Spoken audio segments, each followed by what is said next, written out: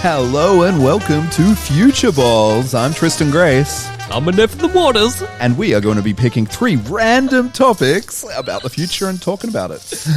We've got 2 balls out already. Can you hear that machine go? Oh my God, we've got 3. We've got 4. God, too many. Put it back. We'll stick with the 3. Put it back. What's the first one? Oh God, I thought it said... It's so tricky to read them, aren't I thought it said daddy. It says drones. Drones. Okay, I like some drones. Drones. And GameB. Oh GameB. boy. Hells yeah, okay. Drones dropping GameB everywhere. Terrifying. And Methuselarity. Oh boy. Okay, we've got some pretty deep ones here. We've got to explain some shit. Yeah. Would you like to do the honors of GameB? GameB. Oh boy. Actually, you may need to do Methuselarity as well, because I am totally having a mind blank about that. Methuselarity is the escape longevity. Oh, yes. Lifespan escape longevity. Of course. I think Aubrey de Grey coined it. He may not have. He may have just popularized it. I don't know.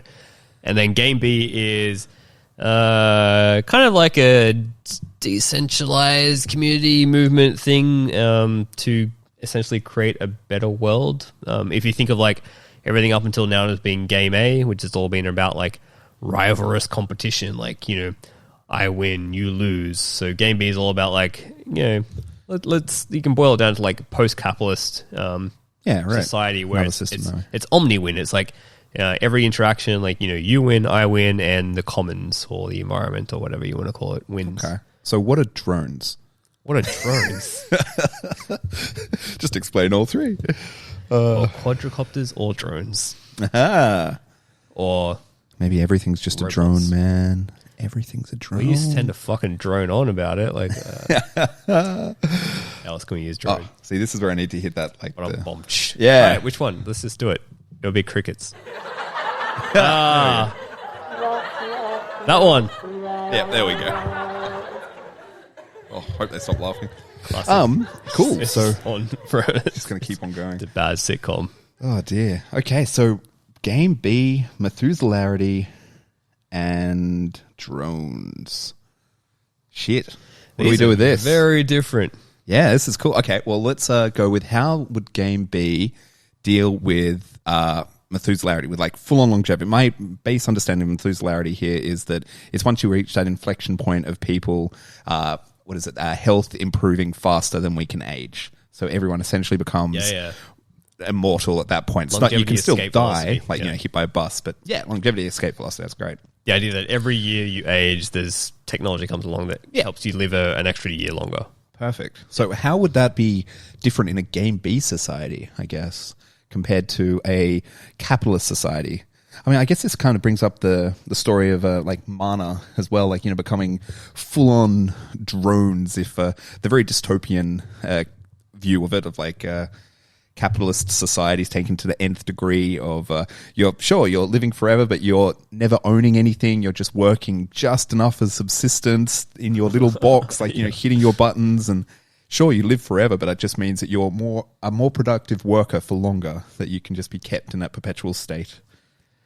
Yes. That is a possibility. I'm not saying that is what it is, but that is a very terrifying thought.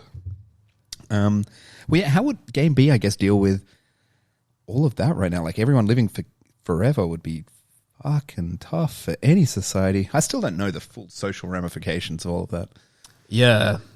Well, so, like, okay, I don't think I've ever spoken about Game B like this before, this, because it's a very, like, I've followed it for a long time. It's fascinating. I love the meme. But the other thing is, like, it's broad enough that it has people from all sorts of, like, it's kind of like a catch-all, like all different philosophies, ideologies, political angles, whatever. Well, so what's the unifying theme though? It's not just fuck capitalism or fuck how we've been doing it. There must be. That's why I love it, because it's like it avoids all these kind of trigger words, because it's like something like beyond. It's like, oh yeah, the Game B as a meme game. So cool. Yeah, we're doing this is the new way of doing like things. Everything you've been doing is like a game. Clever. Like, I mean, everything very humans, clever meme, all human society is just like, it's a game that's been set up by people who died. Like, you're just playing someone else's rule, someone else's game that they set up. But so the idea is like, okay, how do we make something that's just better, like the next version? And a lot of this boils down, like, so if I can kind of like simplify it down to something more tangible that we can talk about, like there's this concept of kind of like Dunbar level communities. So imagine you have like Dunbar levels, like apparently it's a range number, like, but roughly from like 150 to say 500 depending. But the idea is like, if you have a whole bunch of kind of like independent, kind of federated, networked in villages where they're just 150 people size, and they're kind of living in bioregional areas where it's all about like, okay, you're all about just helping out your local community, building something that's like renewable and sustainable in your local area. Trying not to do things where you're just like using excess energy, you're importing fucking fish from somewhere to somewhere else to get packed to then come back. Like all about localism, biorenewable energy, bioregionalism, a lot of buzzwords. It's hard to like compact it down to like, but I love this idea of like Dunbar levels. Like I love van villages, this concept, but like having 150 people living in one area, where they all know each other, so that way you don't have all the issues of mistrust and people fucking each other over. Well, the next level, all the externalities that come with more and more people popping up. Yeah, exactly. Like, because that was a great thing back in the early days where we used to live in tribes. Is like, you basically couldn't get away with like being an arsehole, because if you were an arsehole, you'd get kicked out by the tribe. You'd get excommunicated. You get banished. And all different words for the same thing. and back then that meant basically death. Yeah. Whereas now it just means like, oh, okay, well, I'll just take my money elsewhere. Yeah, I'll go to a new tribe. That's the problem. Like the whole like globalization of the market factor means that we don't need to rely on people anymore. We can become independent actors and we can be assholes and get away with it, and there's no ramifications unless you like kill someone. Yeah. So okay, so interesting. Bringing that back to like Methuselarity, it's like, okay, that becomes difficult because can you have stable, like meta-stable societies where people live for 1,000 years? Well, yeah. And I guess it kind of comes down to nearly by definition, right? That if we have the Methuselarity, like once people start living for forever, for all intents and purposes, we're going to have to do things differently, because I don't think Game A could survive the current way. Like it's a full-on societal, exponential growth, grow, never full stop. On revolution, and like just the whole approach to ownership, the whole approach to rights over data, over anything. Like our whole society is built on boomers debt. For 1,000 years. Boomers own everything. Yeah, for the next 1,000 years. Exactly. Literally the most like the landed gentry at this point, but of everything. But it'd always tend towards that, because at least with capitalism, there's that great equalizer, which is death. No matter, even if you're Rothschild or great oil barons, and you die. Like eventually, like everyone in power, they're just going to die. Yeah. But if that stops happening, fuck me. I mean, we could talk about this for ages, how much that would change society. And maybe Game B and like all of the ideas they're exploring right now, maybe this is where they could actually come into, into power, or that's where their memes could spread and become incredibly useful at this big societal turning point. That could be kind of epic. Well, first you got to get people convinced that longevity is a reality. Yeah.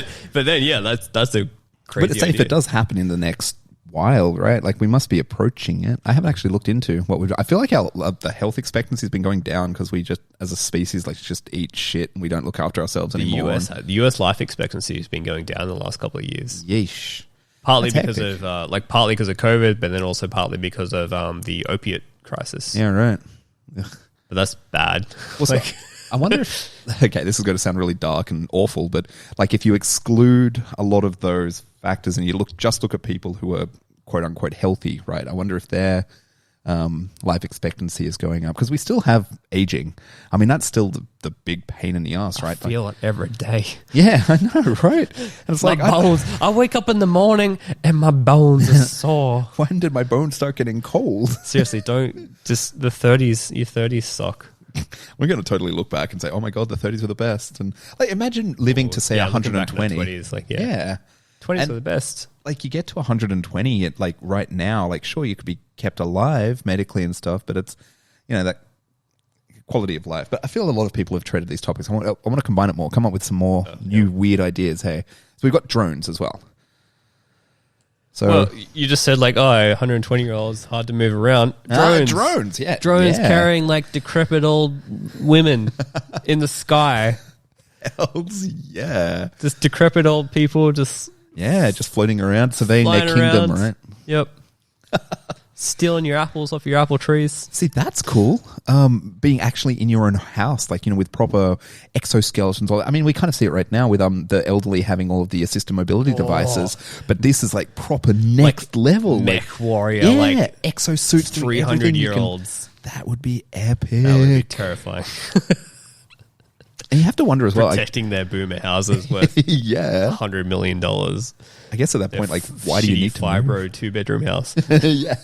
It's my $100 million house. They're like, This just is want my a roof kingdom. over my head. And they come out in a mech warrior suit. You get no roof. You don't get to see the stars either. They're also mine. Like, screw you guys, I'm going to go play in GameB. Oh, man. God, well, drones are, I feel, a big, big X factor for the future. It changes so much, all of the different drones, all the different possibilities they open up for. Like, say, I hadn't actually considered that. But, well, yeah, but like, see, even projecting power, so like, say, warfare and stuff, or if you're allowing individuals to have or control over big drones, or like you're allowing just. I think people outside our Western little bubbles understand drones. What do you mean? Yeah, I did not pick up on that. In the West, we're like, oh, drones, little commercial things we can buy. In the Middle East, they're like, oh, fucking the latest US president is now bombing us again. Great. That's terrifying. Daily encounter. Oh, man. Yeah. Good work, US presidents. Yeah, it's a very, a very different perspective of what the word drone means. But, oh, God. Yeah, I don't know, because as soon as everything can kind of start moving and acting on its own, that's kind of terrifying. As soon as you can move everything around anywhere, it's just as big a crisis, I think, to society. Well, no, not just as big, but it is still a big societal changing point, I think, as the Methuselarity. A bit less, but still, it changes everything. Moving atoms. Yeah, just having autonomous movement of just autonomous things going around everywhere. Yeah. I don't know how that changes. Oh, so you like going more than just flying stuff? Yeah. Oh, yeah. Sorry, I'm not just talking about quadricopters. Yeah, I'm like saying drones. Yeah, drones just everywhere doing its own. Like, because I mean, quadricopters are quadricopters, right? Doing their own thing. There's this cool idea of like movable cities. Like, imagine if you made cities modular. Like we spoke about that last time. Driverless rooms, and then they could be stacked into towers, and I mean, once anything could move as well, like you could get anything connecting to anything else, doing its own stuff, and like if you have a drone operator, but more and more, like even the drones you fly now, so much of it is powered by AI and stuff that helps you actually fly to make it super easy. So if you have like we've got the delivery drones and all that, but it's still so basic. It feels like that hasn't changed everything yet. It's going to change. We can't.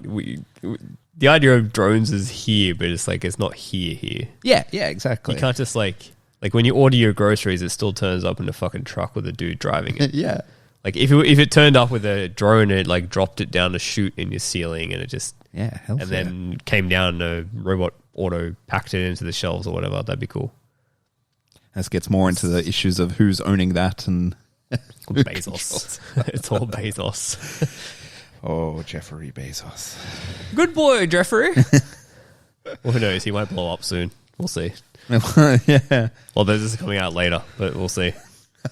Did Jeffrey Bezos blow up in space? Who knows? Yeah. Find but out. okay. I can't give away how early we're recording this, or can I? I don't know. Do you see who he's taking up now? His brother? His brother, but he's taken up some old lady. I forget. I didn't see the history. I think she's like not just old. She's like has some notable history. Oh, okay. I didn't read about it, but she's like an 80-something-year-old lovely lady. And it's like, well, now we can't wish for Bezos to die in space because this lady will die. To be honest, I really wasn't wishing for him to die in space. There's a fuck ton of people. There's a whole survey like, don't come back to Earth. Oh my goodness. Poor Bezos. He just wants to rule space. I know, he liked Star Trek as a kid, growing up thinking of rockets and shit. He's just trying to deliver some fucking packages to the spacelings. Yeah, he's just going to pick up his package right from outer space. God, the Amazon drivers are so shit. They left it up in orbit. Oh, Imagine if that's the way they deliver future packages. They just like fucking, not even in a spacecraft. They just launch them up like loose, just loose packages. But they do it in such an orbit where they know it's just gonna like land at the exact point. And that's how we get packages in the future. It's just like a meteorite just falls down onto you, like hell's yeah, cheaper than drones in front of you wherever you are. Yeah, just have a trampoline type thing to just. There'd be a lot more potholes. Yeah, but just don't order anything heavy. Solved. Oh, you got the what is it? 10 gallons of lube again. Bloody hell! It's one slippery street. Slippery street. So how does GameB deal with a lot of the automation stuff? So I guess when I start thinking of drones, I think of a lot of automation and a lot of AI controlled material and capital. There must be a lot of different thoughts popping up in that space about how it can be done differently. I feel like there's been a few different philosophies thrown out there, but there hasn't really been a dominant one, at least not one that I've come across. There's been like, some of the more fringe movements about like, AI sovereignty and stuff, that they are their own person and stuff. I mean, if corporations are their own person, like maybe these bits of capital actually own themselves, and so the drones then own themselves, and as they produce work, they earn income, and then they can do more things and stuff. Yeah. I haven't heard of a good example of that yet. Maybe that could be. I don't know if this has ever been like explicitly wrapped in the GameB wrapper, but I always like the idea of commons ownership or peer-based, I think it's called like commons-owned peer-based production. This idea of like, if you have automation where it's not private ownership, it's just like it's owned by everyone and no one. Like that's kind of what the commons is. The commons is like a weird concept. Like most people think of like, most people heard like the tragedy of the commons, or they think of like mismanaged land, which is kind of the tragedy of the commons, or like, think of like a forest where it's like not owned by anyone. These days it's like owned by the state usually. But like this idea of, it's something that's just, it provides social value, but it's owned by everyone, but owned by no one, but it's stewarded by people. So there's still like a group of people who are responsible for managing it. So you don't have the issue of the tragedy of the commons, because you have these people who are like collectively like governing and managing it. Would Wikipedia be a good example of this? Kind of, but I think Wikipedia is more of like it's kind of, I would say Wikipedia is more of like a corporation that's just a non-profit, because it has a clear hierarchy. I'm assuming stewards. So what would be an example, I guess, of the commons? I don't know. What would be a really like? Well, what would be a future example of how it would work, or how it could work, or have there been other examples before? Like you're just saying, like very into it. I'd love to think of what this could be, because this could be a really great approach to doing drones, machines owning themselves. So you could say like the internet is the commons, but it's not really, because like the hardware and all the actual infrastructure is owned mostly by and run by. And you even have like even have the protocols and all of that, or like ICANN doing all the domains and all of that jazz. Yeah. So it's not really because it's not like a cooperative, where a cooperative is like it's a defined entity where it's like, yes, it's we're running this kind of as an organization and we're all kind of in it together. But a commons is more like, it's hard to explain. It's more like owned by no one, but still kind of collectively run. So what about let's throw out the buzzword of the week, but like say blockchains there. That you've got essentially it's running on its own thing that can't be shut down. And you've got different people kind of stewarding over it. And the only reason they have power is because the people on the network kind of let them say what's going to be happening in the future. A little bit. I'd maybe describe blockchains as like feudalist commons. Because it is kind of a commons, but like you think of like the people running it, like you think of like Vitalik and stuff, like they are kind of like the feudal lords, because they control so much of the...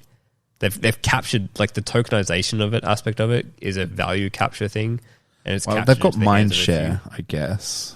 And I guess that's the whole the big approach to it, because again, it can be forked off and all of that. But a commons would be like, let's say you create like an automation, you create some piece of software or some robotic thing, something that's useful, and you just say like, okay, I don't own this company doesn't own it. Like maybe I think the reason why most of these things are never really quite there is like in the current legal landscape, you basically do have to have a structure that says, no, I own this, but I'm going to run it as a commons, because otherwise it will just get stolen and exploited. But like the idea would be like, okay, I run, we run this. It's owned by no one. It's open source. It's free to use for anyone. And we just kind of like we run it. We collectively like manage it and make sure it keeps running in the future. You brought up a really good point there. Capturing something, and that could be taken rather literally in the case of drones and machines like that, that you can say, you can say, this drone is running like, independently for the commons and it's doing its own thing. All these machines are all independent by the commons. But if let's say you're a state, right? And it's a factory that's all automated. It's creating its own drones and that's earning its own money. But you turn up with a few guys with guns and stuff and they surround it and they're endorsed by the state and they say, well, yeah, it's ours now. Like we've got this. I mean, even on the most basic level, you just capture drone out of the sky, and if the state does that, like the people who can actually use violence to achieve their ends, so that makes it pretty tricky. I think this is why so many of these endeavors want to get to that point, but they basically have to set up a midway thing, because you have to the same thing as like all these people who say like, oh, I want to start my own nation state. It's like, well, you fucking can't, can you? Like, you have no protection. You have to create some fake little online bullshit thing and say you're a nation state, but you're not really. No. And it's the same way as like a lot of people who say, oh, I want to set up a commons or some like steward ownership type thing. You still have to operate, even in the blockchain space, like with DAOs and all that. You still have to operate inside of the legal structures within the current system. And so they end up just creating like a fake shell and then putting in a few little constitutions that kind of like get it to the point where it's kind of behaving like a commons, but it's not really. Yeah, I feel like that's a few people are experimenting with like getting outside of that. I mean, Monero has been remarkably successful, now in the darknet for buying all of that. That's all outside of, nation state control. I mean, that's the original idea of Bitcoin and all that, but that is actually being cracked down upon. But at least all of that research is popping up that is totally outside of that control. And maybe if it is more collectively done, kind of like we've spoken before about like, holochain is something you're into that might be actually able to do that, if that could be a seeding thing for that. And maybe the commons really to start with, until that philosophy kicks off, has to be done fully digital, because you piss off a nation state or a large enough corporation with enough lobbyists and all of that. Yeah, exactly. It's just like, well, I've got it now. Yeah. Maybe that's another GameB type thing, right? I mean, they're very... like you're saying, so it's all big on the commons and all of that. So maybe GameB will start taking off in the blockchain space, in the decentralized space, in the space where they're actually outside of the nation states. Because you start it now, you become like like you said before, you just get shut down. Yeah. Men with guns come, very scary men. Yeah. And then we all live forever and everything's perfect and happy and good. Not like that horrible dystopia I said earlier on. That does honestly worry me. There's a lot of dystopias. There's a lot of dystopias. At least we tell it real. We're like, we flip between the dystopias and the good ones. Utopias or protopias. Yeah. Technology is a double-edged sword. Oh, it really is. And it's becoming more and more powerful. Kind of neutral, but kind of not. Yeah. It's basically used for power at this point. So you've got to like decouple the technology from the power and just make it like... Fight the system, yo. Unable to be abused. And that's why I love commons and GameB. It's all about getting to a point where like you're distributing the power so much that it's just like nobody can capture it. Hells yeah. Well, let's do that. Let's go out and do it right now. Anyone listening to it, go out and do that. Cool. I'm Tristan Grace. Nathan Waters. We'll see you guys next time.